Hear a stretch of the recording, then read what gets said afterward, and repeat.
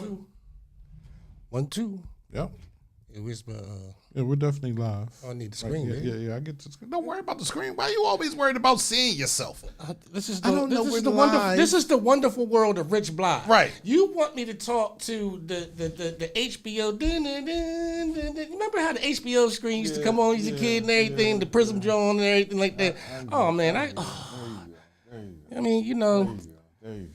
I'm a creature of habit. I get it. You know, listen though, shout out to Jean-Pierre, man, because like every situation is always different here at cmpradio.net, the voice of Chester. You know what I mean? It's the constant battle, struggle, push pull, no matter what, love that absolutely keeps this vehicle going, baby. Absolutely. You know. This is going to be one of those episodes of You Asked For It. Who asked for it? Man, all I wanted to be was left alone in my average home. Ooh. I'm telling you. Okay, can we talk about this weekend though? Oh yes, let's start off. Let's start off from the good. Hold on. Right. Give me the good news first. You want the good news? Yeah, I want the good news. Listen, it's all good news. It just depends on how you receive it. Yeah.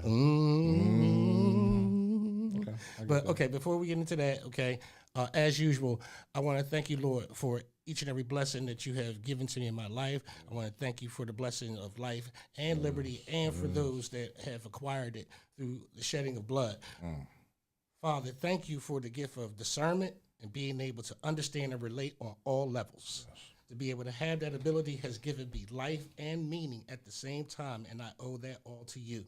Thank you for the children, and thank you for the exterior of children and people and extended family from all walks of life that you have put into my path, that hears my words and understand that I come to them in love and in truth and in the spirit of being one of the most powerful black men in Delco to tell you about what's really real and what's really not.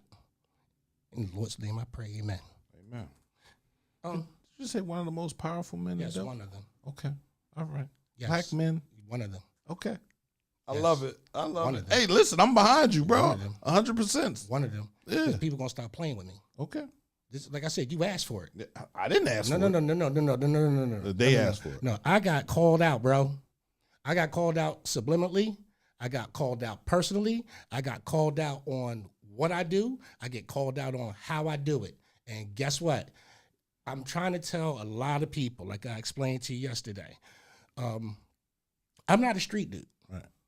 I'm not a ruffian. I'm not a thug. I'm not one of those bulls. I'm a nerd. But you could defend yourself. I'm a nerd. But you could defend yourself. I'm nobody, bro. So you like the brother on Nobody. So you got to watch him. He was nobody. I'm nobody. I can't. I'm telling you, I'm nobody. I'm nobody. But you just said you're one of the most powerful I am. black men. But I am. How you nobody then? That's the most powerful thing. That's the most powerful thing. Is that you can be one of the most powerful black men on earth and still be a nobody. It was always nobodies that always started and ended the conflict of any major thing that's ever happened in this country, starting with Christmas addicts. We are Christmas addicts if we take that attitude, that positivity. But let's get started with what I'm talking about, what happened at the festival, baby. Yes, sir. That breakaway concert was, that was my first techno pop rave. It was crazy. I was that mad. thing, listen, that thing was bananas. I was mad. I couldn't really see if I was by myself. Listen, I could have did more. All I'm saying is that it was a real good look. Right. It was. It was calm. It was peaceful. It was what it was. It was very low incident. You know what I mean? It had some issues, like, it had some issues. Some kids like to, party a little bit exuberantly. If you understand what I'm saying. Absolutely. Why can't they have fun? Listen. I didn't Okay. fault it. Listen, they had medical staff out there. Yes, they did. Hold on. They had full medical staff out there. They had medical carts out there. Yep. They had they had Narcan out there. Okay, they were they understood the assignment coming here into Chester, Subaru Park, that what they were drawing, who they were drawing, and prepared for it. I mean, they know who they're advertising to. They know who likes these festivals. Right, of course. That's the whole reason for having these types of festivals. Right. That's not to say that it can't be replicated. No. but it has to be replicated around a design of different demographics that, number one, that will come, and number two, that will come with a feeling of safety. They were absolutely. Do you know how many drunk people were on 3rd Street? Oh, my goodness. Do you know how many people were drunk all up in that festival? I'm saying when they leave, they got to go somewhere. So absolutely. When they came out, they were on. My man called me. He's like, yo, why these white people out here all drunk? I was like, yo, they having a festival down there at Subaru Park. He was like, man, this chick, I just gave her a water and everything, bro. She don't even know where her friend's at. Listen. I said, well, I don't know what to tell her. Please don't do nothing to her. You feel me? Listen. Don't touch the merchandise. From what I understood, everybody got home safe. Right. Okay? Everybody got on safe. Everybody had on wristbands. Everybody, presented themselves the way they did. We had, different police units and from, different parts of Delco that was, present to ensure the integrity of the event. It was a real good look. Right. You know what I mean? We didn't have any issues with the group that hosted and presented it. We didn't have any issues with any patrons. We didn't have any, and I was up and down, that whole park of Subaru Park, checking everything. Right. You know what I mean? Friday was a very good look for my staff, that was there, that was in attendance. Shout out to Lisa Kelly from the American Legion Post 214 for being the pretty much a sponsor for this event for individuals to enjoy themselves at legal age and have a bit of respite and enjoy themselves. We had a good time enjoying watching the youth, right. Because as an elder statesman myself, this is a younger crowd. Right. Very younger. Very younger crowd. Young for me. You know what I mean? I would consider them my grandchildren. I would. I would. Okay. I would. I wouldn't. I would. I would barely consider. I would. I would. See, this is. I would. I get that. Mm-hmm. I would. You're right. That's just something because I have a granddaughter that is that age. Mm-hmm. You feel me? I have a granddaughter that is that age, and that's just me. That's what I mean. That's just certain adherences, blah blah blah. Mm-hmm. I understand it's legal, but again, this is a whole thing about freedom of speech, freedom of expression. See where I'm going? See where I'm taking this? And I don't disagree with you. That doesn't make me look at you anything different. Right. It does not. Right. But for me, right. I get it. Okay. I understand it. All right, there we go. Right. See that? There it is. All right, you ain't ready to throw me out, are you? Why would I throw you out? Because we disagree. So no. For me, right? Right. This radio station is about disagreements. Absolutely. It's not about agreeing with everything. Every show on here doesn't agree with everything that I say, and I don't agree with everything that every show says, but I give people the right to say how they feel on the microphone. Absolutely. Right? Absolutely. It's about you, how you put it together. But see, this is a test. Right. This is the test for the folks out here that hit my page up, that hit my messenger up. Right. And we're gonna get into it. Yeah, come on, let's go. But before we get into it, okay, are we done with the festival and everything? Good look and everything like that? It was a good look. Okay. I appreciated it. You appreciated it. Mm-hmm. We're going to send some T-shirts and stuff out to them. Absolutely. And thank them for coming through and hitting us up and allowing us to be of service to them. Listen, I just want to say to the team on the side that we were, because we were doing specific drinks with that team. What I wanted them to notice and see in the difference between what the American Legion brought and what the radio station represented at here, cmpradio.net, we showed you the best of who we are with a small group of people. Right. I want you to firmly understand for the future and future considerations, you really don't have to go and look any further. Right. Okay. I've made sure that the training was responsible, right, that things were done on time, documentation present, all that other good stuff. All that good stuff. I don't play around, bro. Right. You know what I mean? You're not supposed to. No. Not with your name. Yeah, not with the name, not with the reputation, not with a license, not with any of that. That's not up for anybody's speculation or anything like that. Before we go any further, Trent Steaks. Trent, you thought I was going to forget about you, bro? Not at all. No way, bro. Thank you for feeding my family, brother. Right. I'm dead serious. Right. I'm dead serious. You know what I mean? Like I said, I don't expect everybody to always be hospitable. Right. You know what I mean? We got to get hooked up on Friday. Right. But for Saturday, my Saturday crew, Right. thank you, Trent. Right. Thank you, Trent Steaks. Appreciate that. You know what I mean? Right. You ain't got no picture of the truck? Huh? I wish you had a picture of the truck. Right now, listen. Definitely promoting. Me and this man going to do business, bro. Okay. Absolutely. All right. And I mean it in all sincerity, you know, because I love the food. Absolutely. Right. Absolutely. Very well seasoned. Very well seasoned. Very Right. well seasoned. Right. Listen, and I ain't hating on nobody else, so don't hate. Right. But usually when I go out to a park Right. and have a cheesesteak, Right. It just I am so underwhelmed. And I know, right. Trent, I know you ain't getting into the wars. Right. That's not what I'm doing. Right. I'm not doing, I swear to you, I said this to you, I'm not doing that. Right. But I've been to concession stands Right. all across this nation. Right. I've been up and down East Coast. I've been out on the West Coast, and everybody say, "Oh, I go to Philly. I go to." No, it's Trent Steaks. It's a cheesesteak, but it's Trent Steaks. And so I caught the assignment right from the beginning. Right. It's not a competitive thing. You have to experience the taste and the flavor, Right. you know, along with, you know, the hospitality and everything like that. Because everybody, you know what I mean. Every time I walk past the truck, hey, what's up, bro? Hey, you good? You good? You good? You know what I mean? They really did look out for me, you know, on both days. They did. You know, oh, absolutely. Okay. Absolutely, and I really do appreciate that. You know, it was very helpful. Shout out to the CSC staff.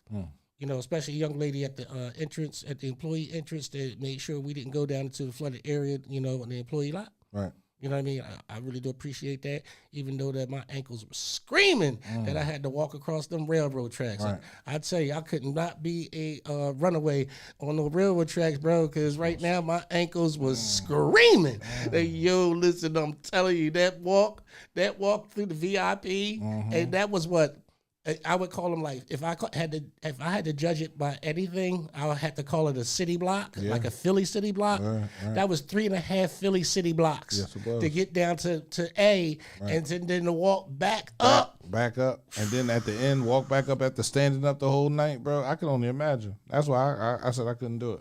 But it was a great event. No. I mean, like, I'm just talking about the overall experience. Right. Like, nope. That's not a complaint. That's just like, you know, a little anecdote that, you know, hey, you know, they had a Pico engineer on the next day, Right. to ensure that didn't happen. Okay. I mean, so like I said, shout out to them to making sure that people didn't go down that way. Right. You know what I mean? Like the safety, overall safety. Like anytime There was a flood down there. like in the pathway that leads to the employee lot. Okay. So The water over the bank. You know what I mean? It's a design thing, folks. Right. You know what I mean? Like, you know, somebody need to do something about the design. But you know, hey, who am I? It was my first time walking that path, bro. Okay. It's my first. It's actually literally my first time in Subaru Park. Right. That was my first time. You never been there for a soccer Absolutely. game? Oh, we get some soccer tickets. Absolutely. They're gonna make shout out to my bro. His birthday coming out. Nicky Cheverini. Right. We're gonna get some I tickets. mean, shout out to my bro, Nicky Cheverini. I'm gonna hit him up. I'll hit him up tomorrow. Let's see if we can get some tickets. Yeah, absolutely. You know what I mean? Like, listen, I have to make sure that I go with Nicky Cheverini. Okay, I got you. No. You got to hit understand. Nicky Cheverini up and tell him. Yeah, We're trying to get some tickets. Yo, Get some tickets. listen, this is You need to come when I too. say that this is a diehard Union fan. Right. Diehard. I know that much. That's how much I know about the Union, is through all of his pictures, photos, videos, and stuff like that. And I want to make sure that I'm in whatever section he's in. That's the one way I know that I'm going to, like, really, really enjoy it. Of course, you know, with us here at the station, there's going to be in attendance. But I would absolutely love to go to a soccer match. Absolutely. But hold on. So before I get into what puts me here with my segment comment of the day, Red Rum, America's favorite drink. We all know what Red Rum is. Spelled backwards. No, what is it? Murder. Red Rum. Red Rum. Red Rum.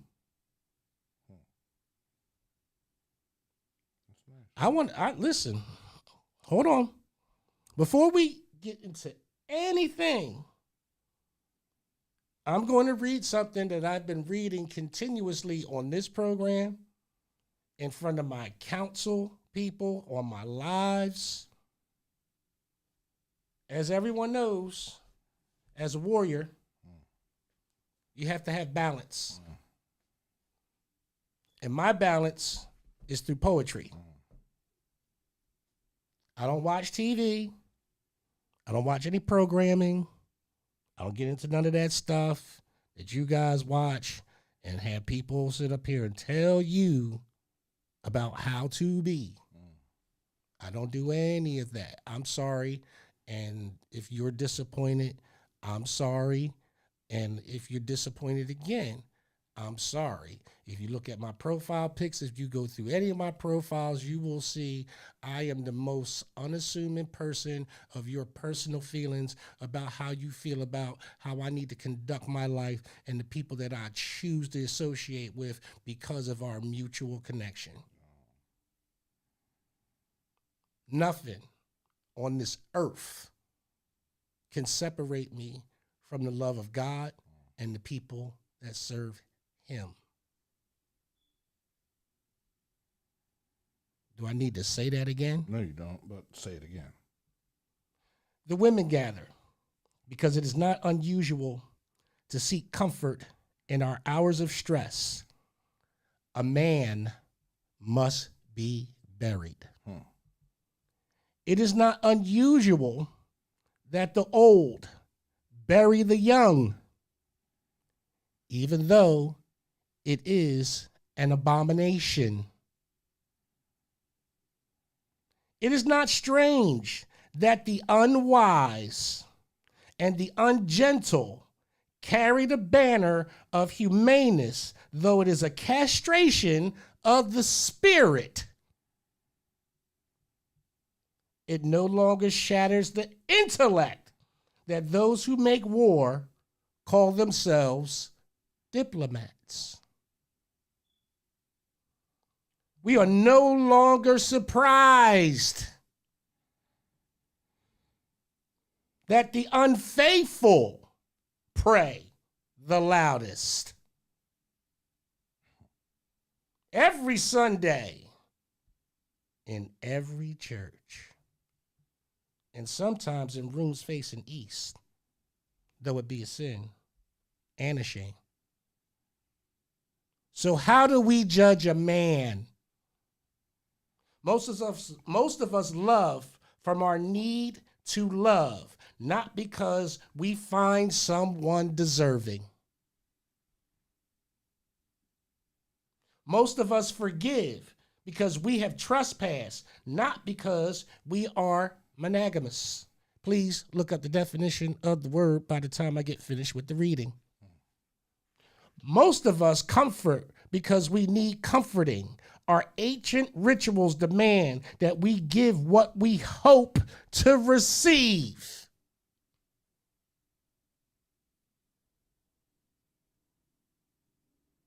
And how do we judge a man? We learn to greet when meeting, to cry when parting, and to soften our words at times of stress. That means if I have to debate you, brother, you don't have to scream at me. You don't have to be mean to me, demean me, put me down, put my situation down, put my life down, put what I stand for down. The women gather with cloth and ointment, their busy hands bowing to the laws that decree. Willows shall stand swaying but unbroken against even the determined wind of death. We judge a man by his dreams, not alone his deeds. We judge a man by his intent, not alone his shortcomings.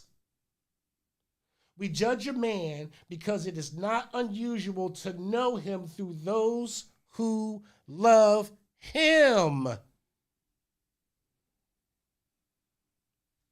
The women gather strangers to each other because they have loved the man. And it is not unusual to sift through ashes and find an unburnt picture. This is the great, immortal Nikki Giovanni. I find comfort in this poem and understanding murder.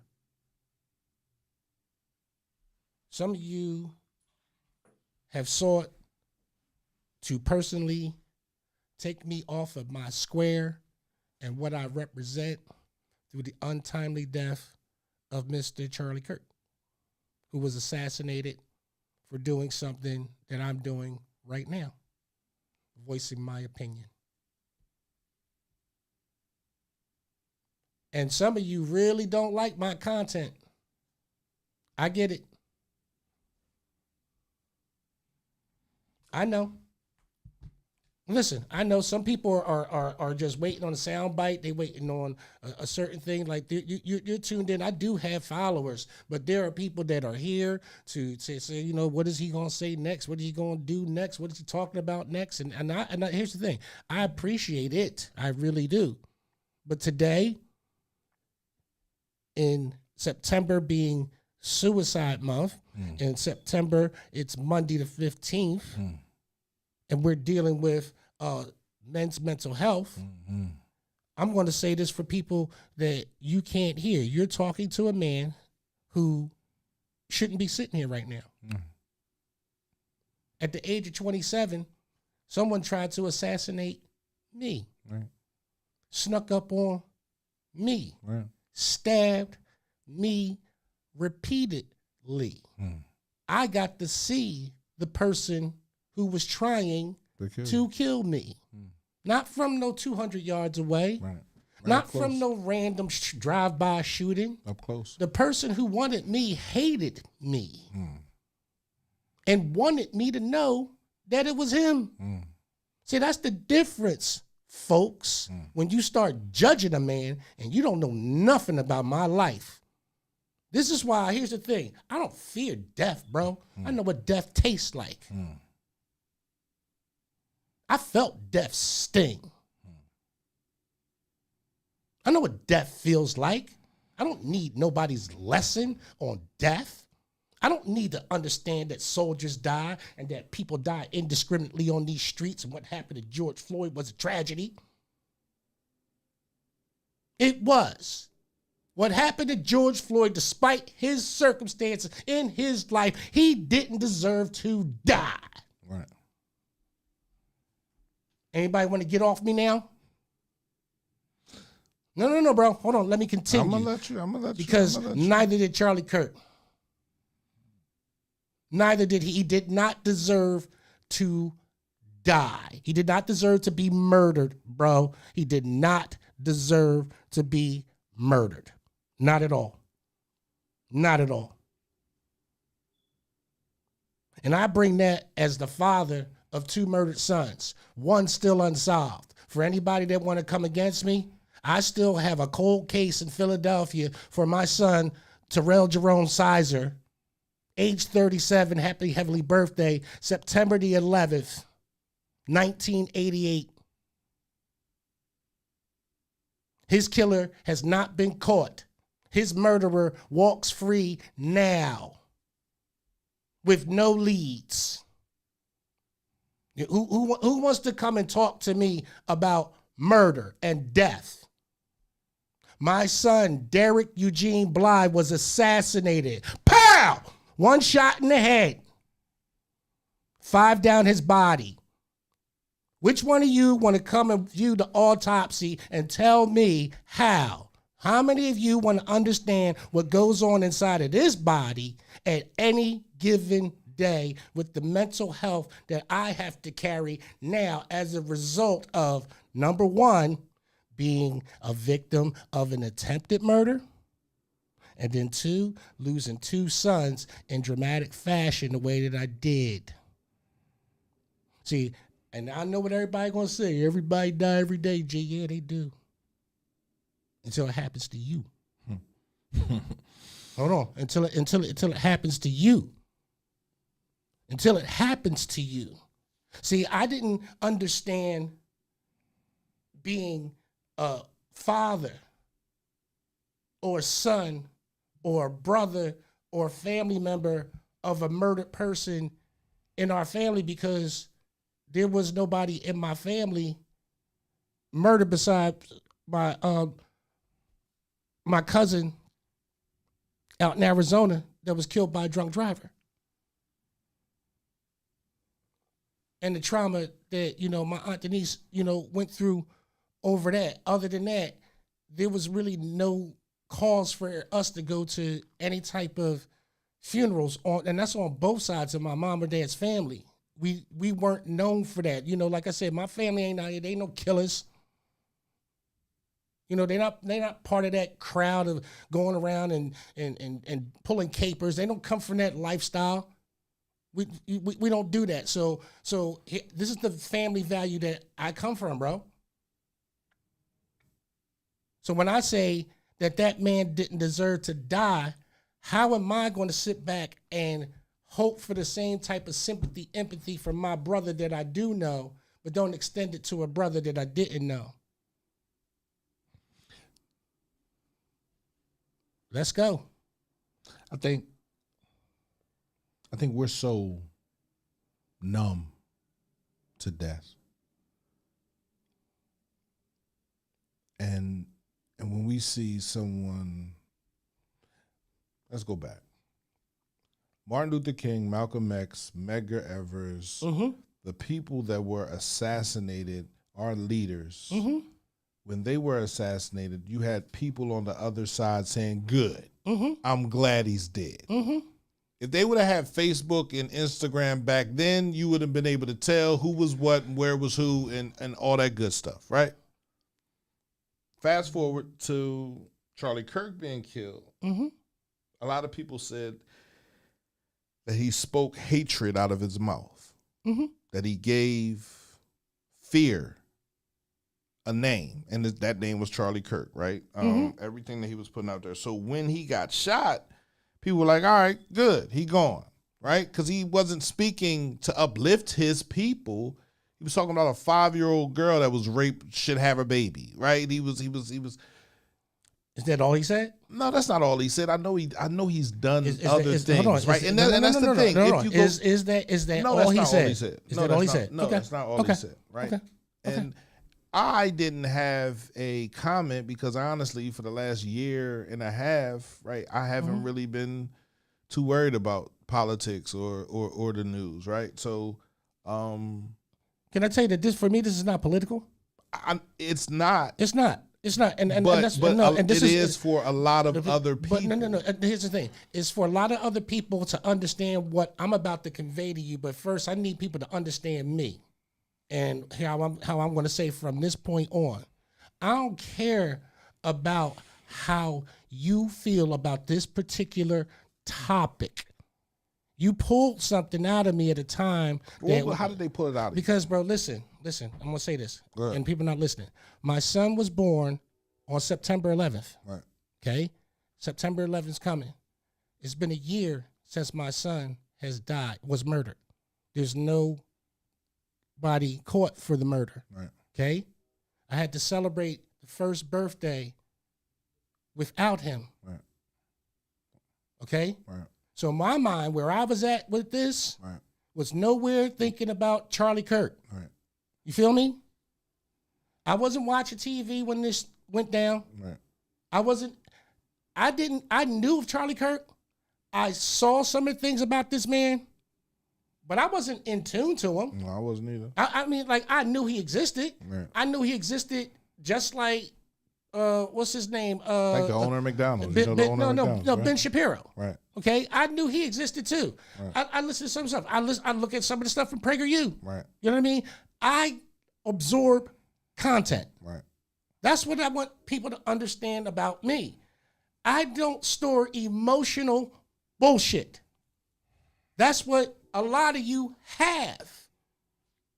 No. This is a show where you want what you want to understand about me. Okay, let me help you understand something about me. Before I had anybody following me, Rich Blye was already talking about the homeless with my sister Venetia Wages. Before anybody supported Rich Blye in any endeavor that I was talking about in the black community, it was me by myself. Before anybody supported or followed anything that I was doing, Rich Blye was going to council meetings as the only black male going. Go look it up. Okay, so before anybody comes to me and starts talking about, oh, you've siding with them, you siding with them, I represented for Richard A. Blye. And I brought what I got back to the people. And then I made inroads, like we were told to do back in the day, you know, growing up in the 60s and the 70s, bro. You know what I mean? This is the hypocrisy with me, is that we're supposed to make inroads with other cultures for better understanding. This is why Upper Darby's having a whole international day. They want you to sit back and, you know, and make inroads to communities. But when you want to make inroads to differences in dialogue, or differences in maybe faith-related matters, or differences in culture matters, or whatever, you can't have these conversations without somebody getting upset. This is why I post the stuff that I post about the Black American Foundation and those who want to remain Negroes and stuck. I'm not stuck. I had to finish a mourning period in my life when this unfortunate event occurred. And I had to absolutely do what I normally do best: go and absorb information about this man. I spent the betterment of the rest of that day and part of that morning, because what people don't understand when we're talking about Men's Mental Health Monday, I had to deal with this event triggering the visual of the pictures and the lifeless body of my sons. It was absolutely triggering. So when I initially saw some of the things that this man was talking about, I was like, oh, okay, he's talking about this. All right, I agree with that. Okay? Then I went through and did a deeper dive and saw the things that the other side is talking about, where he did talk about that 5-year-old girl, and he did talk about certain members of the black community, where he did disparage black women with his rhetoric and what he was saying. I did. But let me ask this question. If that was so much of who he was, why did these college campuses allow him to come up on the campuses and talk to your children? If he was that person, why did these college campuses allow these charters from these sororities and these fraternities to sanction a known racist to come on campus to talk about Jesus Christ, to talk about I'm willing to have a dialogue. Here's a microphone. Because a college campus is an open platform for communication. Okay. So whoa. College campuses are an open platform for communication, right? Yes. Right? Yeah. Okay. All right. Oh, no, listen. Okay.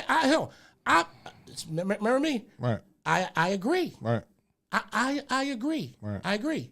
But that's my crux after doing all my deep dives and understanding what both sides were trying to convey to me in the middle of my grief, in the middle where my pain and where my torment was, comes from murder. I gotta adjust my temperament, right. Brother, sisters, and everybody else out there. I had to understand that, I had to go do a festival in the middle of this, bro. Right. And I had to keep my head on straight. I don't want you to feel sorry for me and or have empathy for me, because now you've shown me the best of who you are. I'm not worried about whether you like or dislike Charlie Kirk. I'm more worried about how you feel about me. That's what it did. Because I got all this undue and unjust, which is part of my therapy, without anybody respecting anything about my trauma when it comes to the word murder. And then I realized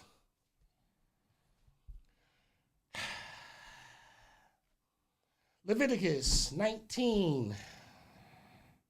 And the Lord spake unto Moses, saying, speaking to all the congregation of the children of Israel, and say unto them, you shall be holy, for I, the Lord your God, am holy.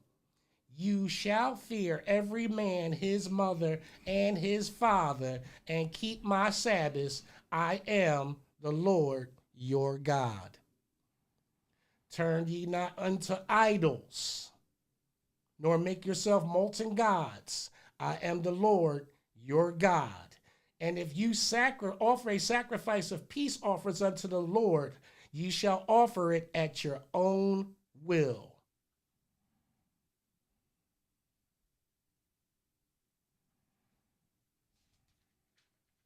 You want something else? Punishment for sacrificing the children.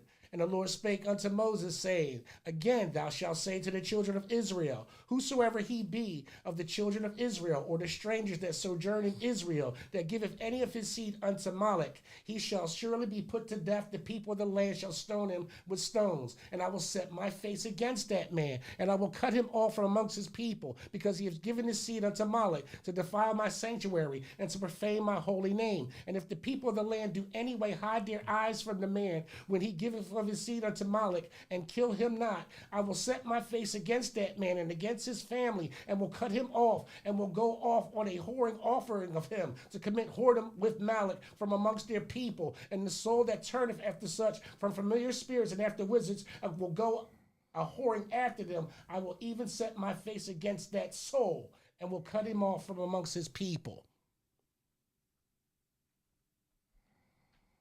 Why do our people feel so sedated with the bloodlust of seeing somebody die? Because we're numb to it. We're numb to it. We're numb to it. We deal with it on a daily basis. We've seen it. We've seen it in front of us. No, bro. No, see, that's the excuse now. Mm-hmm. That's the excuse now. So everybody that came from my neck on my page, in my messages, and you watched the program, I contacted people because I have to say this, and people have to understand my avenues of support. First of all, I don't make a dime off of what I do. I've never asked for compensation for what I do. I do it because I have a genuine love for people. I have a genuine love for life. I'm pro-life. I have a genuine love for people. Genuine. Okay? I don't go at the people thinking, oh, I'm blah, blah, blah, blah. Oh, shout out to the boy Dante Hollis. Got to meet you for the first time, fam. Trying to sneak into town. The boy Gio went ahead and put that post and said you was in town. I was surprised to see you, but nonetheless, it was good talking to you, Mr. Hollis. Yeah, it was good talking to him, and I think that's what had to happen between he and I, because I had some opinions, and on Facebook, people are what they seem and aren't what at the same time, and I think it gives people a false sense of security somewhat when certain things are said, and you really don't know the history of a man that you're talking to. You don't understand where it comes from. And I understand where a lot of people come from their stuff, and I'm not judgmental of it. If anything, I'm supportive because I realize that everybody has their own experiences in life, brother. Everybody has their own experiences. I cannot tell people that my experience, you need to follow what I do and how I did. No. We have to all run our same race. But what brings me together with the spirit of man is my love of the Lord. Mm. What brings me together with my love of the Lord is being someone who stands for the righteous. I'm not a holy man. I'm trying to be holy. I do. And I fall short. Mm-hmm. I'm flawed. You know what I mean? I've heard you say it, Bryce, you're flawed. Absolutely. I've heard, many people that have come onto this segments and done their segments and say they're flawed, but they look to be saved from grace, or they know they're saved by grace, and they know that one thing is constant amongst us is the prayer. Each one of us have offered prayers. Each one of us, no matter how you pray, you have prayed. Mm-hmm. So that shows a certain resilience and strength of character in your life, that there is a higher power that beckons you to have a certain moral character when it comes to life itself. If you have a pet and it got ran over by a car, you gonna go shoot the man or the woman that ran over your cat? No. Why wouldn't you? They just murdered your cat, just assassinated your cat. It's an animal. It is? Yeah. Then why we love it so much? Why do people love Chris Rock said this. Why do people love animals more than they love humans? More than they love the human being. But like I just said, we'll be in church on Sunday. Mm-hmm. Thank you, Lord, for saving my life.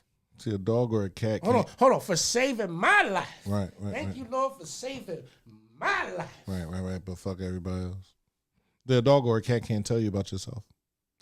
A cat can't tell you. A cat can't tell you that you're a terrible human being. Yes, they can. How? Man, listen. Your dog, and I've seen this happen. Dogs and definitely cats can sense certain things Danger. about humans right. and their threat level. Right. For a threat level. I'm saying no, but that's spiritual, bro. Not only is it spiritual because it's an animal relying on an instinct that's latent inside of them about a particular scent from hundreds of thousands of years ago, man. Okay. I had a dog named Baby, shelter dog. Mm-hmm. It was a brindle. Right. Nice little pig. Right. Gentle as can be. Right. I could walk her without a leash. Right. Full control. Love the kids. Right. I would sit her down. Kids, can I pet your dog? Go ahead. She would sit there, wag her tail, this, that, and third, blah, blah, blah. And when somebody came up, she would come and put herself in protection. Right. She wouldn't bark. Right.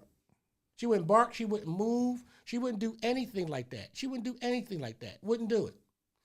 This one particular day, and this is in front of my daughter Tanisha's house, this one particular day, this dude came up. I don't know if my daughter knew him, if he was from the neighborhood. You know what I mean? We down North Philly.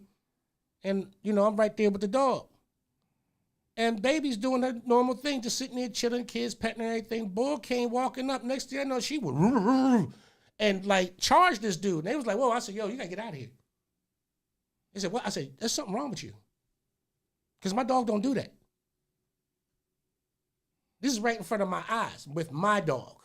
And I know my dog. I know how my dog was trained. Right. Okay?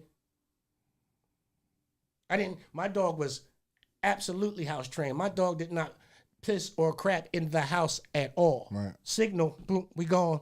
Take our walk, do our thing, come back to the house, boom. Right. I didn't have to cage my dog. Right.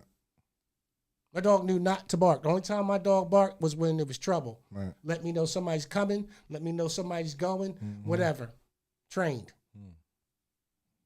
So when that happened, that convinced me. I've seen a lot of different things with animals that have happened throughout history and people and with elephants. And, the video that we see constantly about the elephant that came back and stomped off the poacher that killed the elephant calf. Right. Okay? Caught that woman's scent. Right. Came and beat brakes on her to death. Tore the whole joint up. Tore the whole joint up Right. and came back for the funeral. Right. And came back for the funeral. Well, make sure you did. Yeah, make sure nobody celebrates your life. Right.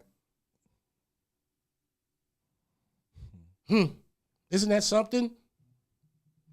And that's my point of what I'm saying is that people don't understand the calm that it took for me to be able to look at these posts and look at these texts and hear the conversations back and forth. And what I want to say to a lot of people, regardless of what side you're on, if you're offended, that's fine. But you need, and this is just a suggestion, you need to stop with conveying your feelings about murder in the public space. Let me say why.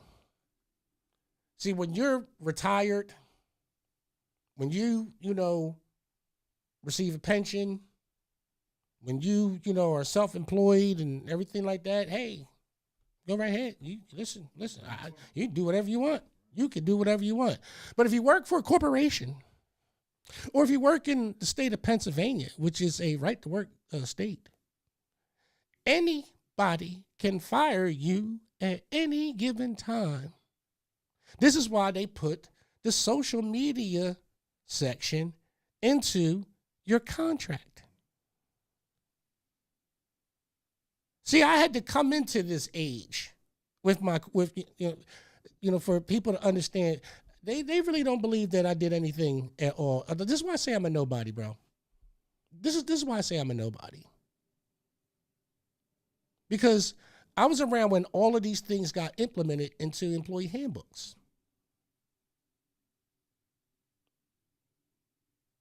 People say, "Oh, you work for McDonald's." No, my last gig was Ruth Chris, fam. I was not the dishwasher. Okay?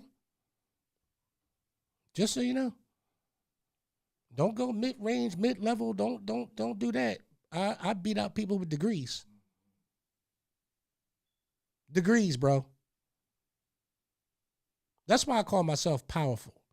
Because I do believe in me. I do believe in the power of God. I am. I don't. And I'm just not being braggadocious. I am. That's what I was taught when I was young. I'm supposed to forget that now that I'm older. It gets so dissatisfying when people expect you because of a chronological number. They say, "Oh, when your child becomes aware and tells you who they are, you should listen." Well, here's the thing. I'll be 58 on Friday. You better pay attention. If you don't understand the words that's coming out of my mouth and you're going to take a 7-year-old over top of what I'm saying, you are severely lost. There's something wrong with you.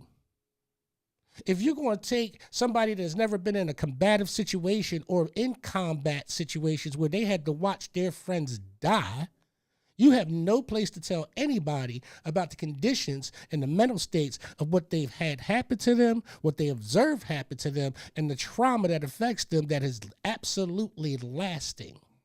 Okay? So let's start with my dad with the Vietnam War era. I had to, before they gave it the trauma of PTSD, it was shell shock.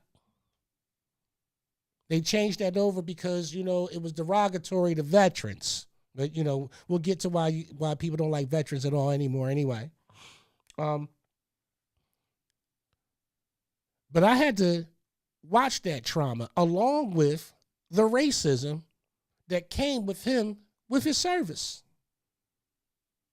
And the same people today that spit at me was the same people that spit at my father.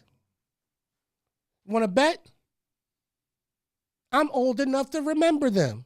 All you got to go to the yearbook pages. See, that's the whole thing about being a Gen Xer.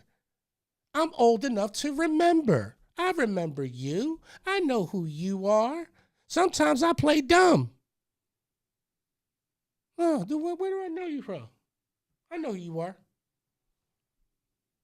I don't go into in lands of that I don't inhabit and frequently and not know who's in the room. That's stupid. I'm not the one going up looking nervous, standing on the wall with my hands ringing and looking for the next drink or something, cocktail to put in my mouth because I'm afraid to engage somebody. I'm the one that's walking in the room like, "Yo, what's up?"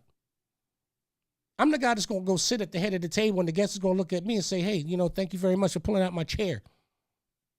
Not saying that I would do that, but that's what I'm going to embody because that's what we were taught. Oh, I'm sorry. Speak with confidence, young man. Take your chin out of your chest, young man. Have pride in yourself, young man. But I guess once you get after a certain age, they want you to act your age. Huh? What? Come again? Where am I supposed to do that at? Where am I supposed to listen to the 8, 9, 10, 11, 12-year-old that has not paid a drop of taxes, doesn't have a job, can barely wash their behind, but want to tell you who they are?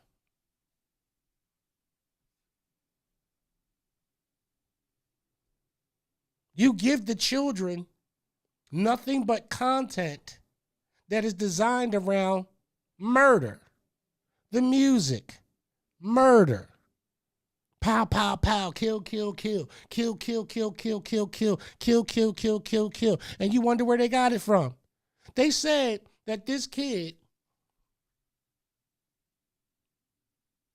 used like Call of Duty sites. That easy. And before anybody starts going and starts flexing on me in the comments, start talking about you didn't say nothing about the congressman out in Minnesota that was murdered. No, I said, yes, I did. I don't condone murder. I don't condone murder. That and anything past that is on you. And that's where we're going to leave it. But I have to now warn you.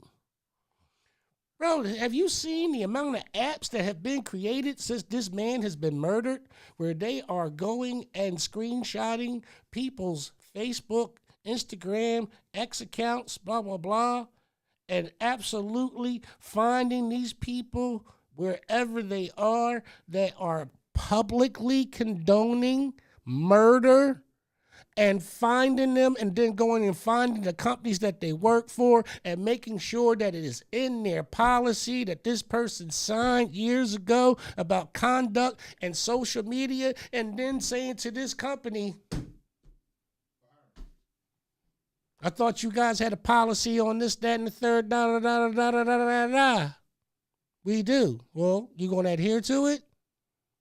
They now have a blockade of people. They now have a blockade of people that are using the same tactics that the black community use at Target, at Walmart. The same tactics, folks. It's the same tactics. Except that they ain't going to pick it. They're not going to, hug the curbs and go out screaming and everything like that. They're not going to do none of that. The people who were left-leaning and or right-leaning have created a vacuum that you are going to feel over the next couple of years. And I tell everybody, get ready, bro. You know what's about to happen, right? You don't know what's about to happen? I don't want it to. You don't want it to? No. But I'm going to say it. Funding.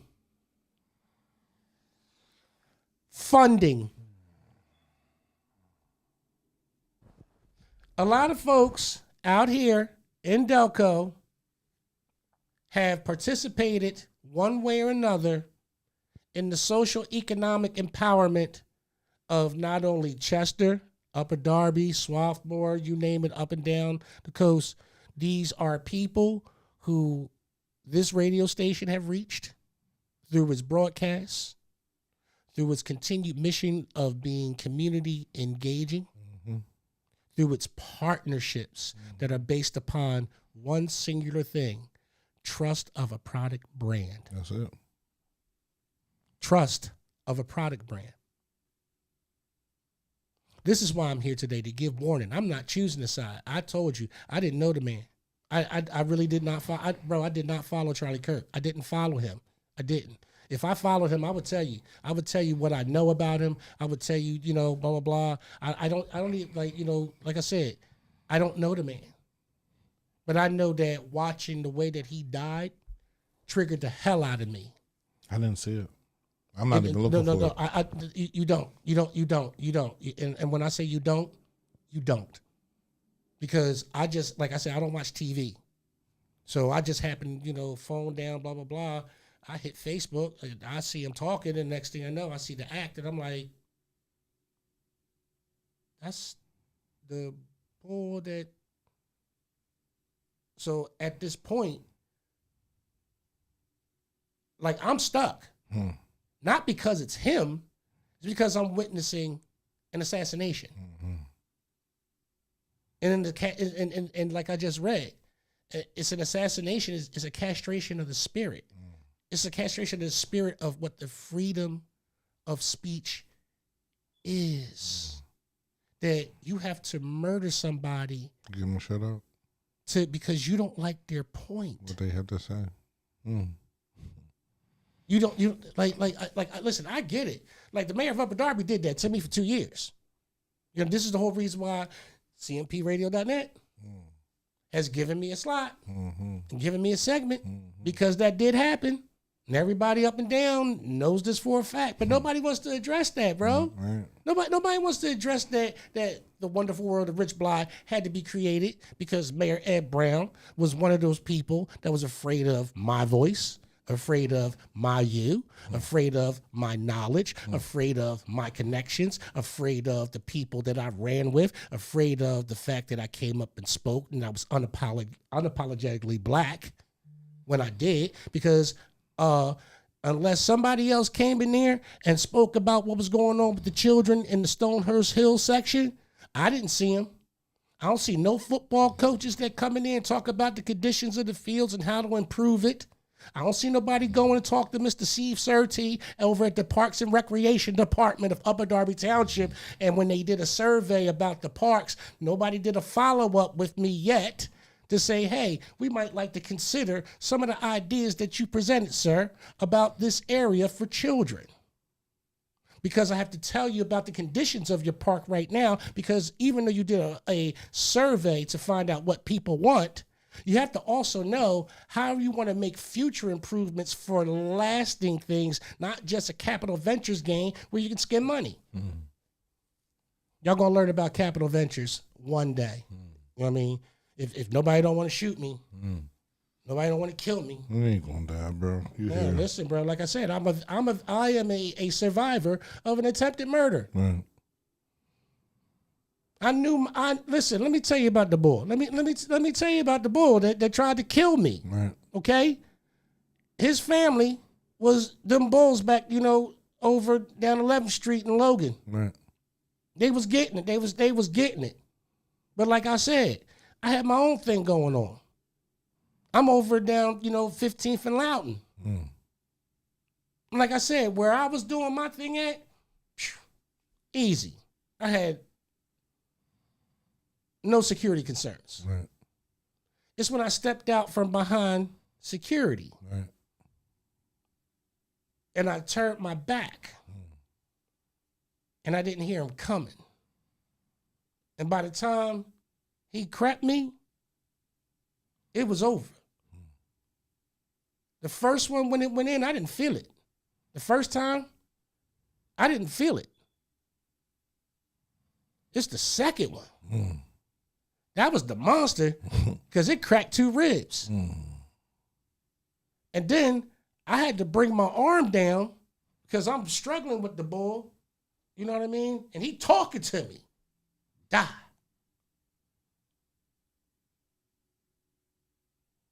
I'm telling him, let me go so I'm going to kill you. No, listen, I was strangling him. He's stabbing me. I'm strangling him. Like he's struggling because I'm strangling him. Because I'm trying to choke the life out of him. The first time when he stabbed me, it was immediate instinct. I saw who it was. And I just went, dude, because I had him. And I was like, yo, what the hell you got in me? I'm pressing against his windpipe. I'm trying to crush his larynx.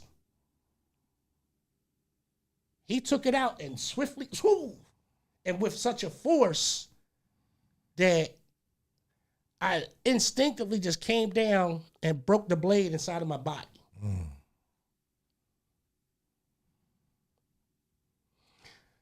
My boy, Johnny B, slid the gat down the counter. This is on some Western gangster shit, bro. I'm dead serious. I ain't even gonna lie. He slid the cat down the counter. I reached in. I went up. I went to go squeeze and passed out. I thank God for that. I thank God for that. I really do.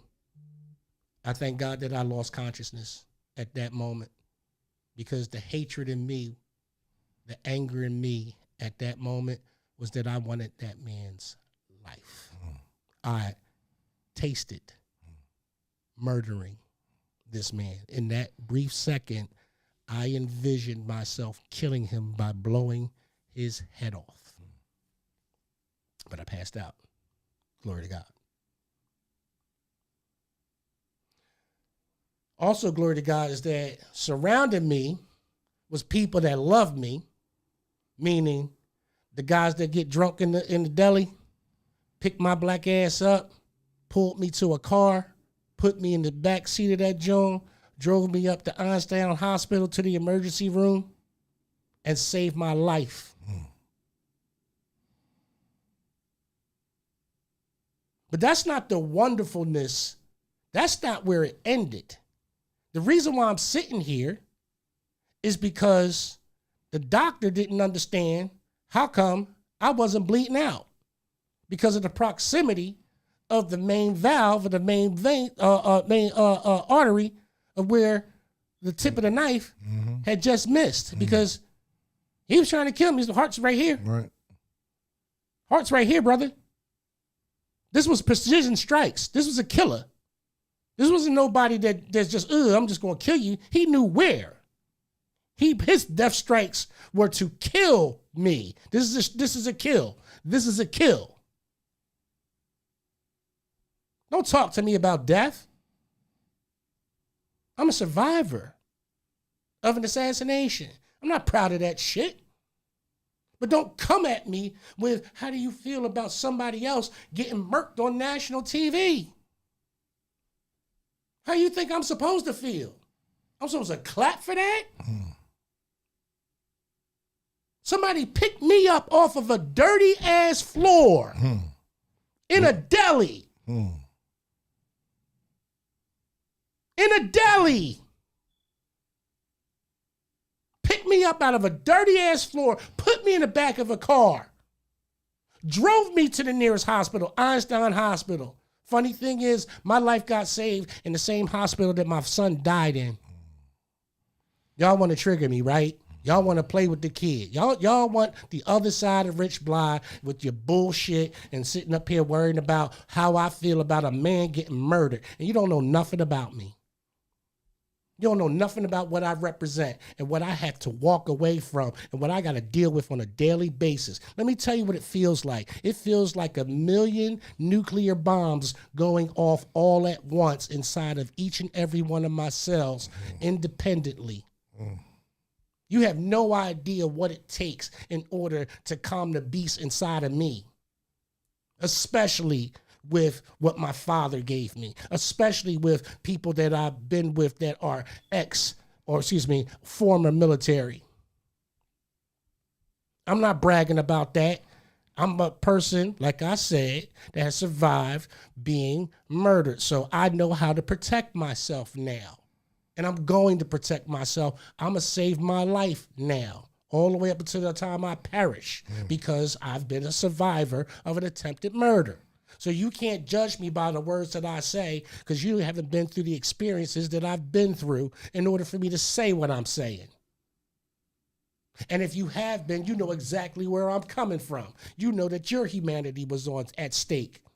You knew that your humanity was almost extinguished, and you almost didn't get to hug your loved ones, and you almost didn't get to have the children that you had afterwards, or get the accolades, or get the jobs, or get the things that you got in life afterwards, after you were almost murdered. So many men who have survived assaults in prison and on these streets. So many women who have survived these assaults and on these streets. Hold on, let's talk about that assaults thing, bro. Have you ever seen somebody that has ever been traumatized by rape? I have.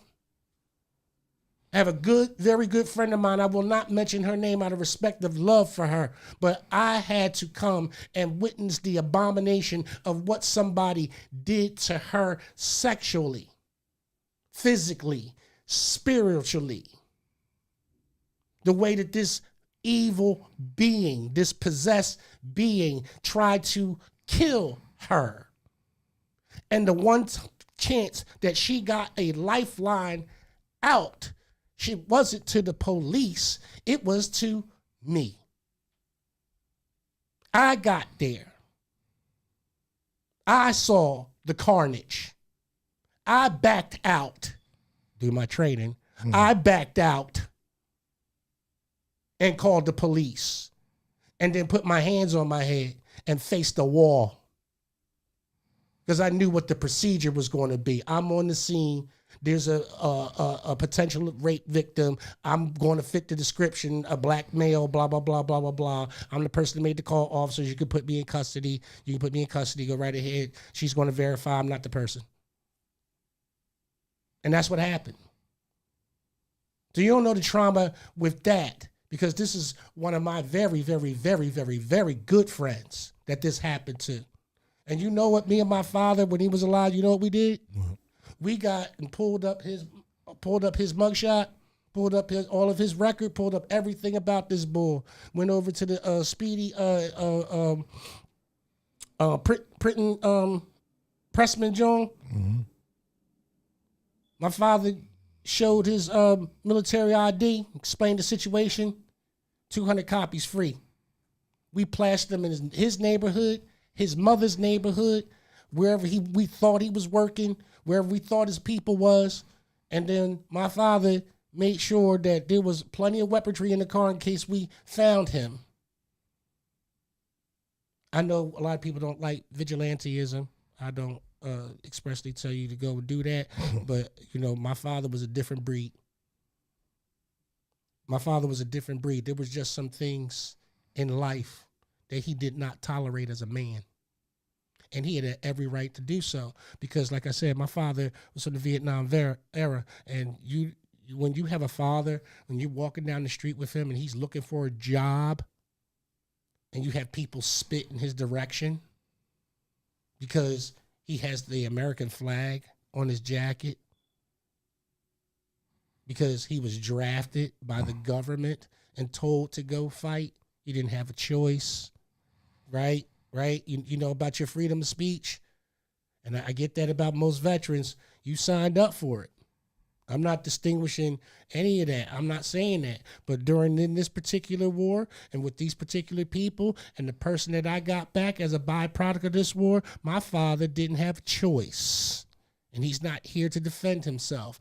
I am here to speak to his truth as his son, as his blood heir, as the person that saw the damage that happened to him when I was a child, saw the post-traumatic stress that I saw as a young adult, as a young man, as a father of my own children, having to teach my children about my father and the traumas that he went through and why you have to speak the way that you have to speak in his presence and what he's not going to go for and what he is going to go for. Mm-hmm. Okay? That was teaching my children the way they must go in honor and respect of my dad. My dad was a killer, for all of you that must know. He was drafted in the service and he had to kill people in order for him to live. He was in the jungle for a year. You think he was just over there bulldozing trees and building roads? You think he was over there sunbathing? Any of you want to talk about my dad? Any of you want to talk about the way that he brought me up with honor and respect for my fellow human being, even though I didn't pay attention to it when I was young and I fell by the wayside, and it took some years and numbers to get my mind right, my life back with the Lord, so that way I can operate the way that I operate with humaneness and kindness towards my fellow human being? I'm telling you, cut your chatter, please. Because I don't want to be the black person on the, excuse my French, everybody. I don't want to have to go to the white side to explain your value. That's not my job. And it's not your job to come on my page and question the validity of anybody else's value on my page that are my friends. How dare anybody do it? And I mean anybody. This is why I don't have as many people on my page as everybody else, bro. This is why I'm serious. I'm serious. I don't have thousands of people following me. I don't want that. I didn't get into this. I didn't get into this to have thousands of followers. I have 438 followers. You understand what I'm saying? Now I got 33,000. Yeah, I mean, you know, you're a media personality. You're supposed, you know, the more views, the more content, the more conversation. You're supposed to have that. That's what it's supposed to be. Yeah, but you know what I mean. But it's empty when you really, when you have that many followers and you can't use the power of them, right? So you know, I think I dropped the ball with that. But I'm more concerned with me coming back to me. Right. Right. You know, like you said, you know, dealing with the death of your son last year and the things that you saw, right? I don't even turn on the news anymore. Oh no. Right. I'm between Netflix and Baby Channel, Baby John for my daughter. You feel me? Other than that, you feel me? Like I don't do football games, basketball games. I do. I'm gonna tell you, I do sports. I'll watch a documentary. I just watched the Charlie Sheen joint. I forgot he had HIV. Yeah, I was like, damn. He got to talking about that. That joint was crazy. Listen, I watch documentaries. Right. I'll do the History Channel like crazy. I'll do the History Channel like crazy. Bro. Right. Absolutely. History Channel unlocks a lot of different things, and it puts to rest a lot of people's hypothetical BS about what they think that they know. Because you can't dispute the history when it's right there in front of you. It's indisputable. That's the one thing. People can have an opinion, but history bears it out. And history is not up to anybody to reimagine. It's up to you to determine how you feel about it from your point of view. And what can you learn from it? If it's a positive experience, great. If it's a negative experience, how do we not have this happen anymore? But unfortunately, America's favorite drink is murder. It is. America's favorite drink is red rum. It is. You have people that will deliberately upload pictures of people's murders. And this is left and right. That just in a beheading. This is left and This is left and right. I said a beheading. Yes, this is left and right. This is left and right. This is left and right. This is left and right. This is why I say, for me and my house, we will serve the Lord. It's just people. Okay, I don't even want to give them left and right. Listen, I know that, but this is what I'm saying. This is why it's a straight and narrow. This is why I have to go in the direction I'm going, because I'm neither for and or against. But I have people that I love, and I have people that love me, that people that have reached out to me and said, hey, Rich, I want to help your situation. I want to be a part of what your organizations are doing. I want to be a part of the positiveness that you're doing. I want to be a part of the information that you bring. I want to be a part of that refreshing spirit of recognizing that we're all people. I don't sit back and go, oh, hey, my people, they the worst. No, you hear me. I talk about Chester and I talk about black people as folks that have been led astray for so long. They've been lied to for so long. Speaking of which, you want to talk about being lied to? Breathe. Speaking of being lied to, the Smith-Mundt Act of 1948. The Smith-Mundt Act. The Smith-Mundt Act of 1948. This act blocked the government from being able to use propaganda on the American population and world. It was repealed by Obama in 2012. Why would a government repeal an act that keeps you from exploiting its people? Freedom of speech?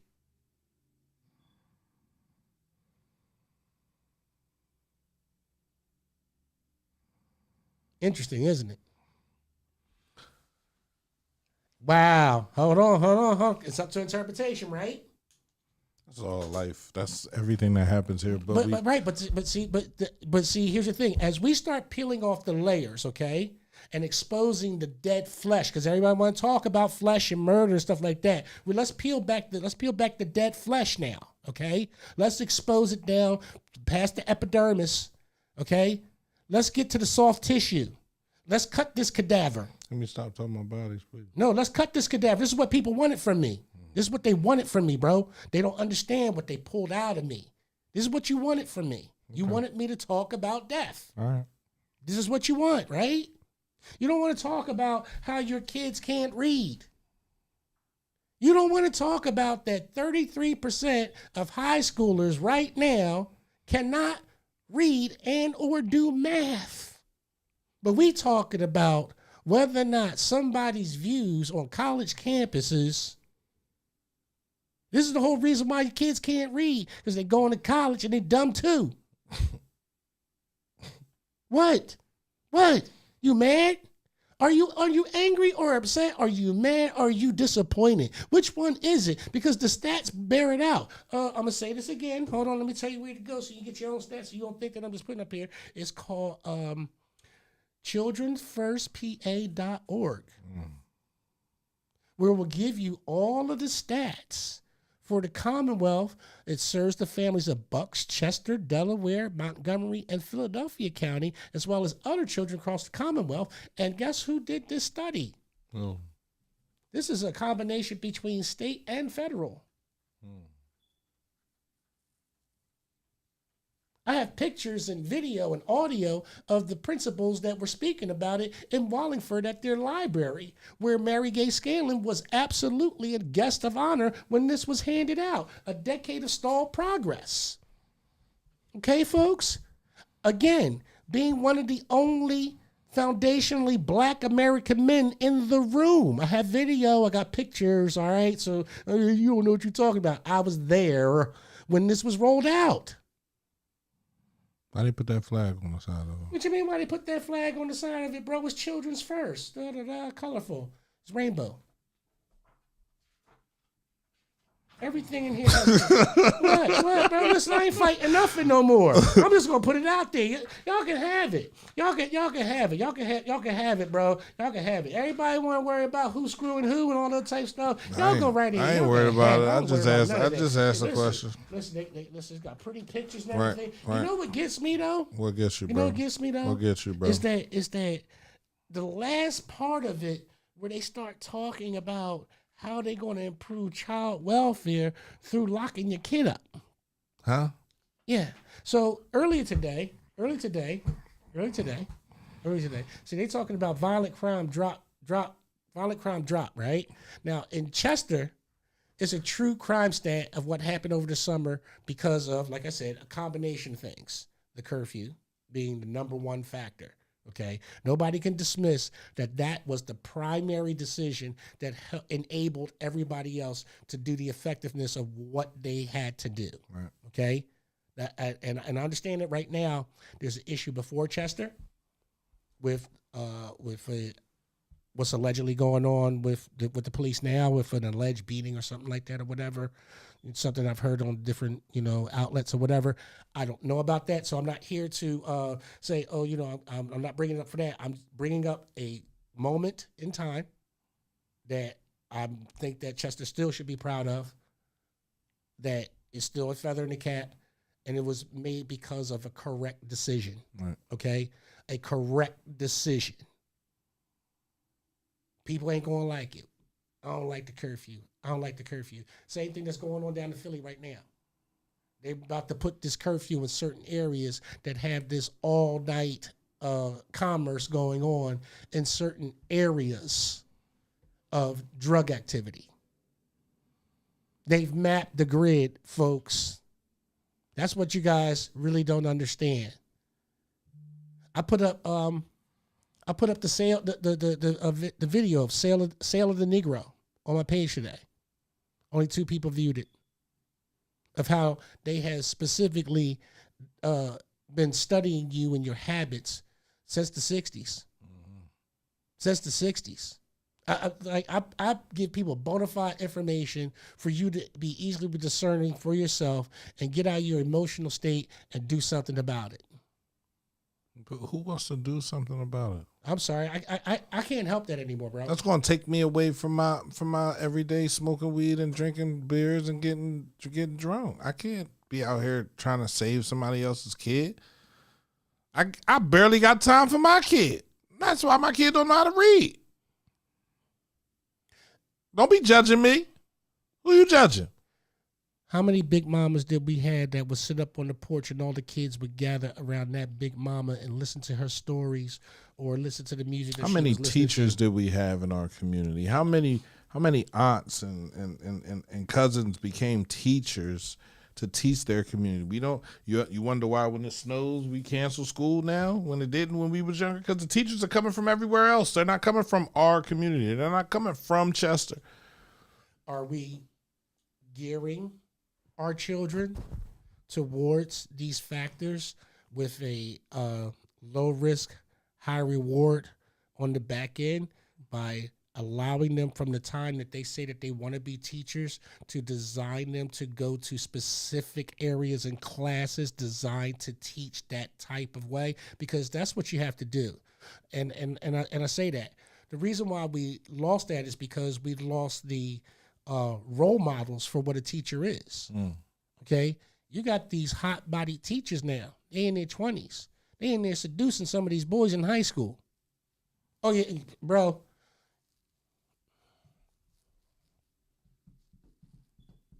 I had hot-body teachers in school. Not like these. Shit, they was knocking off a couple teachers in school. Yeah, I know, because a couple teachers was who they was, but Right. not like these. Not these form-fitting ones, bro. Right. Not these form-fitting ones. What you mean with the big joints and the And big, that's form-fitting. right? Form- But form- what I'm form- saying is that happens. So the form-fitting people can't be teachers.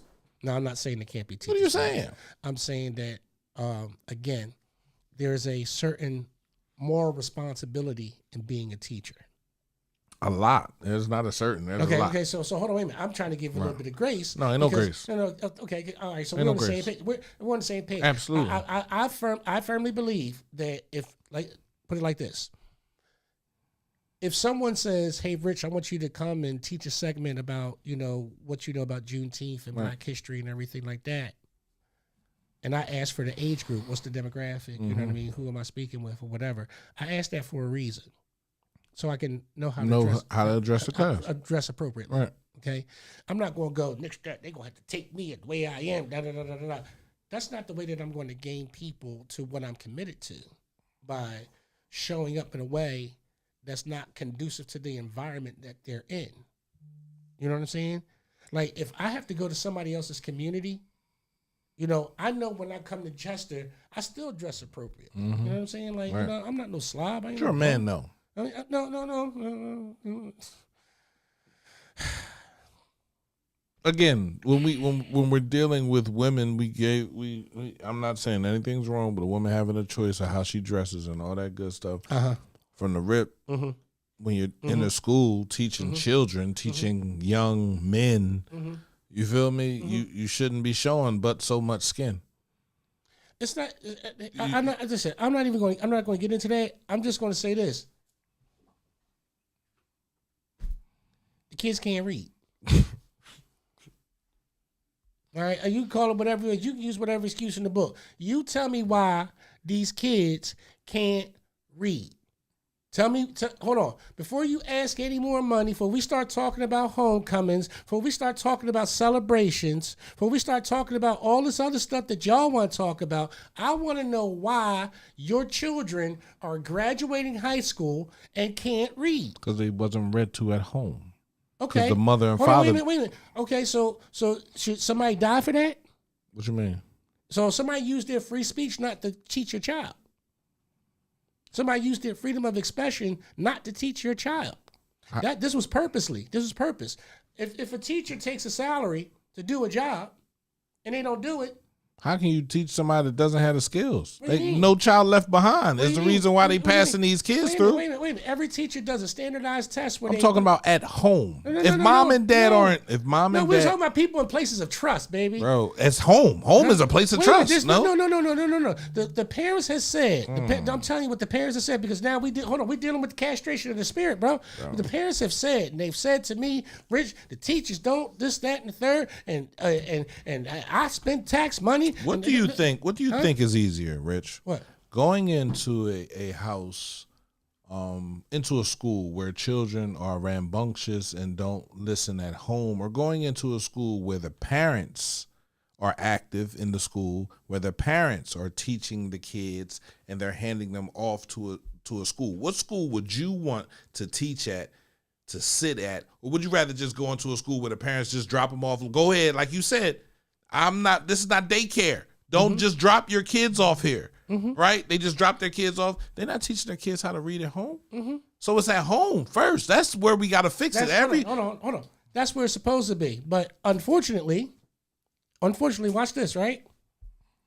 As an employer, I've had to do some home stuff with some of my employees throughout the years. Like, encourage them to go back and get their GED or drop back into school. Right. Show them off on the side how to read certain things and where to start. Like I told people, I learned how to read by reading comic books, bro. Yeah. I learned how to read by reading comic books. You were interested, right? Yeah, it interested it was something me. That my dad used to always put this book in front of me. I swear he tried to get me to read this book 30 damn times, and I never really liked it. And I had to read it, and he had to ask me questions about it. And then once he realized that I was into action, he started taking me to comic books. Now, we only bought black comic books, you feel me? Because that's just how he was. But, I wasn't into X-Men and all that other stuff till after he passed away. But still, that's how he got me into reading and loving to read and wanting to read. Then he had to get into the comic book, and he had to read it. Now he knew it. Now he can ask me questions about it. My dad was very quick with it, with questions, right? So it has to start at home. If it's not going to start at home, there's no school in the world and this year, 2025, that can save them. Because it's not starting at home. Mom and dad have to build a foundation of wanting to read, of loving to read, of liking to read. Then you go to school. Then you understand it in school. But if mom and dad ain't doing it at home for the first 4 or 5 years that they got you, if they can't do it, guess what? They're going to go to school and they're going to be terrorists, bro. They not going to want to, I don't want to learn this shit. I don't got to learn this shit. And we see it. And we can't sit there and say it's on the school. Listen, I was being sarcastic by saying that that's what it is. But again, P, how many more excuses do we tolerate about the inhumaneness about how we treat each other, how we educate each other, how we are committed to one another? Because I can no longer do the skin color thing, bro. I can't do it either. I can't do. And listen, this is all of you that feel that you're superior in the color of your skin. God bless you. And I'm saying this because everybody that follows me, and when I say everybody that follows me, I'm talking about the people who watch this program because of me, or have donated to people because of me. They're going to follow my lead. Because I've never led them wrong. And I must do what I must do for my personal integrity. Y'all don't understand that. I have a personal integrity that is a little bit higher than what people think it should be. I don't jerk people for money. I don't use my contacts and allow them to be used. That's not what I do. I don't allow anybody to be victimized. I don't do deceptive practices. I didn't do that with the nonprofit Tailor Made Vets when it was viable before my brother's passing. I don't do embezzlement. I don't do false pretend handshakes just to get what I need to get for this moment and then skip off of people and then go and try and do something else someplace else shady with someone else. No. Why? Because I know that in this world, somebody's always going to remember what you did shady to them. And there's always something to pay for that. So I've never lived by those rules. I'm sorry that you might think that it's high and mighty. No, it's not high and mighty. It's low and humble. Because I'm grateful for what people have done for me and the platform that they've given me and how they helped me monetarily, how they've helped a lot of people monetarily or through gift giving or whatever the event was, that folks who follow me and say, hey, Rich, you're a good dude, you're a good father, you're this, you know what I mean? You're speaking the truth on this. I've even had people that follow me disagree with me and come and disagree with me. But it's always been a mutual respect. It's never been a name-calling thing. Can I tell y'all something? More people would love to get involved and sit down and have these difficult conversations, but they are absolutely afraid to because they don't want to come and get name-called or blamed. And that's the problem. Is that because of how strongly you feel that you're going to get somebody in front of you that's a different hue, because we're all different shades of wheat. You feel as though that the person in front of you is responsible for the oppression that you feel. And that is not fair at all. It's not. It's not fair at all. Well, they benefited from what? I keep trying to tell people that a lot of people who you don't want to talk to started off in a row house, okay? Where their grandfather pushed a cart up and down the street. I can tell you that some of them were not formally educated. I can tell you that a lot of them made their opportunities by the barter system, the trading of goods and services, the camaraderie that they did with one another and made with one another. I can actually give you a city that still exists in America that still practices that to this day. And that city is, hold on. In 1877, former slaves migrated west and founded the town of Nicodemus in present-day Kansas. The founders of the town envisioned a black community with political freedom and economic opportunity. By 1886, Nicodemus was a thriving community that had a bank, 2 newspapers. There were also 3 churches, a grocery store, and a schoolhouse. It still exists to this day as an unincorporated town. That's homework for you guys. Look up unincorporated and understand that, because most cities have or have signs that says incorporated with this. Da, da, da, da, da, da, da. You're going to find out the difference. So don't say we ain't got nothing like that. Da, da, da. Ain't nobody never do. Before you open up your mouth, please check for your factual basis of the emotional response that you are giving to an intelligent, strong, foundational Black American. Because if you come my way with something that you think that I should say to you, or how you want me to say it, or the way that you believe I should say it, you are sadly mistaken. I did not get to this position the way that I go into the meetings, the way that I go into council, the way that I talk to certain people, by being your simp. You got the wrong guy. I'm not a tough guy. I'm not a killer. I'm not none of that. I'm not any of that.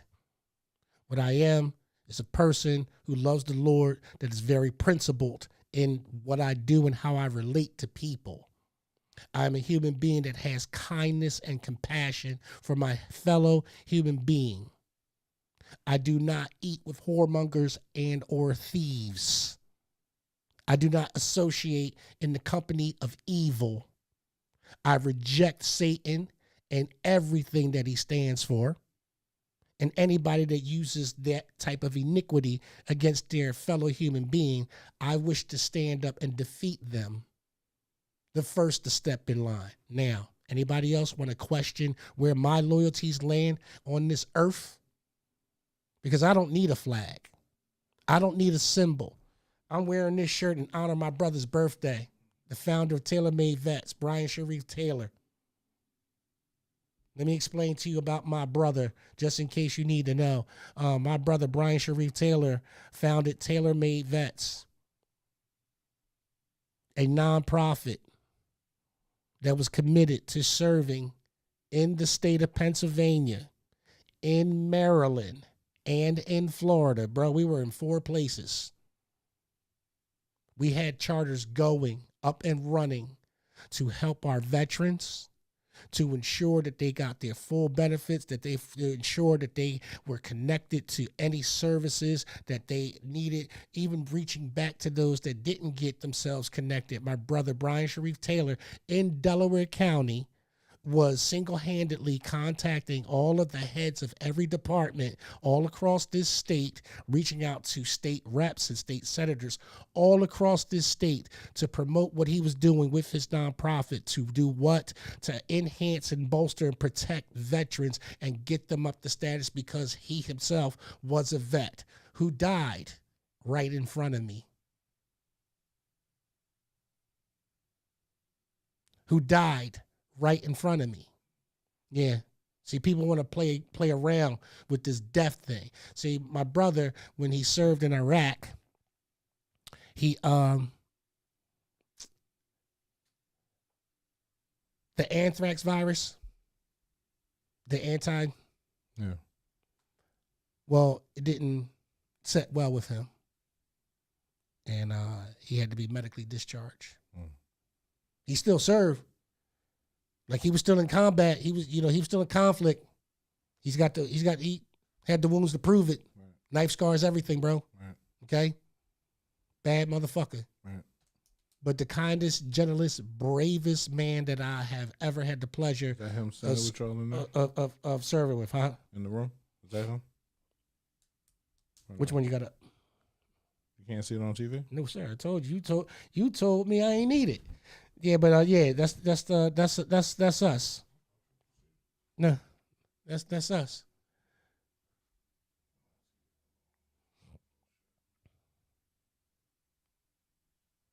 When this organization was founded, like I said, I wasn't part of Tailor Made Vets when it was founded. I wasn't part of the organization. I came aboard this organization in a capacity as as a community liaison for the nonprofit, because I was already involved with talking with members at Township Council, different departments of Upper Darby Township. I was already involved. I was already starting to, I guess, people want to say you're making a name for yourself. I was, whatever you want to call it, somebody that was persistent or irritant. But, I was showing up. I was showing up. And when I looked around me, at where I was at, I'm telling you, I didn't see all these brothers that's talking all this mad stuff now about, being so black and being so this and being so that. I didn't see all these people talk about their freedoms in front of a microphone, in front of the very people that are taxing you out of existence. I don't see you come to the meetings and give up your time of your murder programs to come out here and speak publicly about what ails you at your meetings. I didn't see you. Now, I know in Chester, hold on, I know that's at 10 a.m., but some of you need to probably go over there and spend some of your PTO and get on the neck of some of your people and start telling them to have some nightly meetings for you guys so you can make it, so you can air your concerns. You can do that, but you have to press them. I see that this weekend has been a mix of a lot of people for or against what happened at the festival in front of Chester City Hall. I wasn't there. I can't say. I don't have an opinion. I really don't. But I can say this. I like what I saw, what was going on over at Subaru Park, And I think that a lot of people in Chester that want to do something, to that scale or to that type of deal need to get together and put their heads together and come to find a way of how you can secure permits too, and talk to people over in Subaru Park about how we can do some things over in, small collective areas so we can capitalize on what we saw over there, because that's what I saw too, was opportunity, brother.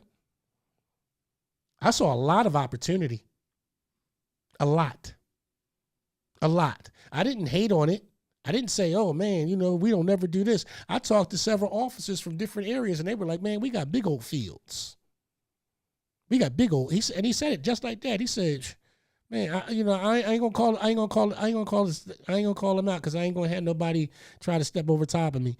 But I talked to several.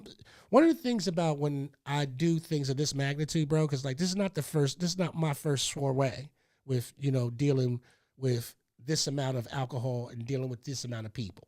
This is not my first rodeo. I'm very happy that I got back in my element a little bit with the management that I had to do, even though it was spaced out a lot.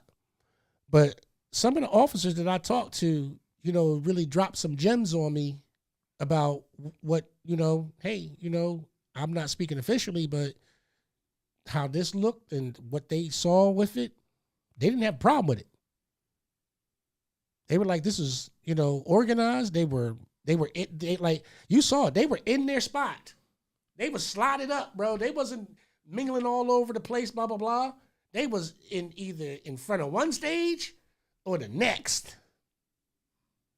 Everything was moving in unison. That's all you saw all night. Things in unison. Here's the funny thing. They came in, they ate first. They knew what to do. They lined up for the food before they lined up for the booze. Right. They lined up for the food. They saturated their stomachs. Right. They ate. We gotta eat. We getting drunk. Yeah, they ate. We about to get towed down. Yeah, you know what I mean? They ate. This is the difference of what I'm saying, what I'm seeing at other events and what the people are crying out for. Okay? You have to, and I'm just going to say this very gently, locally, give the people what they want. They want their local eateries. They want their local haunts, their local habits, their spots, their hookups, that joint that, you know what I mean, that they gotta have that taste for. I just want to say this, and again, I'm not being overly critical. I'm just not understanding the lack of common sense value of how to spend $1 or how to make one. Because I'm here in Chester because of opportunity. I bullshit you not. I'm in Chester because I got an opportunity. And I'm grateful for it. I'm grateful to speak to your audience. I'm grateful to be on the program and tell people, hey, this is my opinion or whatever, blah, blah, blah. But here's the truth of the matter. Here's the truth of the matter. You can go and figure it out yourself. I'm not here to convince you, but I've already prophesied a month ago in Upper Darby Township where I said, what's it going to take? Somebody else that has to die in order for you to pay attention? Who has to die? I'm on public record, and this is what I'm going to close out with, because I want people to understand something. I do have a bond and connection to the Lord. I do. It's not the first time that this spiritual power has been tested to bring you some solemn words of warning. Get your houses in order. Stop worrying about somebody else's house. Get your houses in order. I'm not here to tell you how to get your houses in order. I'm not here to tell you what to do. That's not for me to do. But there are people who are now having these searchable databases, and they are going to base how they treat you based upon these events that just happened. If you say, okay, yeah, so what? And you go ahead and thumb your nose at that. I'm saying this to nonprofit people especially. I promise you this will happen. Mark it. Mark it today. Mark it at 8:56, September the 15th, 2025. I'm telling you, get off of it. This is a warning. Get off of the murder. This is a warning. I'm warning you from the people who want to donate to you, who want to contribute to your cause, who want to keep doing things in Chester, in Upper Darby Township, who feel the human value of something that they value, the sanctity of life. These are the same people who anonymously donate to your causes. And I am the conduit of that in some of these cases. So I'd have the liberty of telling you that, hey, I understand how you feel. I ain't knocking it. I don't care. I don't care. I don't care. All I care about is that somebody tried to kill me, somebody killed my 2 sons, and somebody murdered this man on national TV. And there's nothing I could do about that but have a little sympathy for his wife and his children, and have empathy against those who don't understand the human condition and why you have to be so hateful in your words when it comes to a murder and the death of any human being. I'll see you on the flip side.